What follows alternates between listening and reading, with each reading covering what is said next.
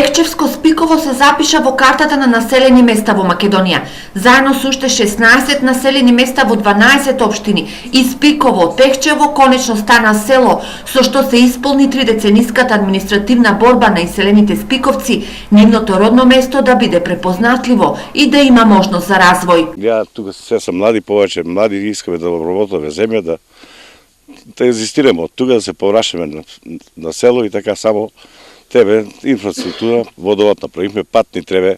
Селото некогаш браело и до 500 жители, но денес има напуштени куќи, но и нови кои се градат, бидејќи спиковци планираат да се вратат на родното огниште. Почетна фаза сме да припремаме објектите, да идеме во пензија за 1-2 години и се повлечеме тука, бидејќи тука сме раснале како деца. Но Спиково ги крие и темелите на стариот манастир, кој според легендите е манастирот каде Кирил и Методи ја напишале првата словенска азбука. Трага се по манастирот Равен, тоа не тврдиме да е тука, тоа веројатно науката ќе го открие понатаму.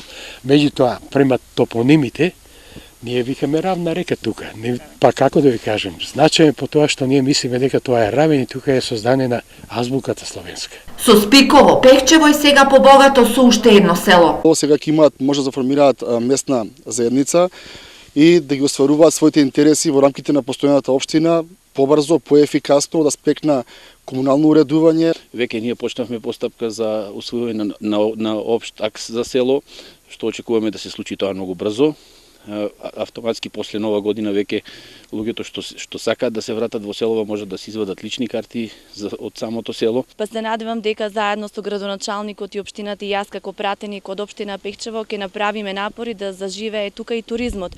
Спиковци постојано се присутни во родното село. Тие веќе и градат црква во селото посветена на светецот Илија, а секое лето овде се одржува и познатата спикијада, можноста за развој и враќање на стариот сјај на селото, сега е во рацете на општината.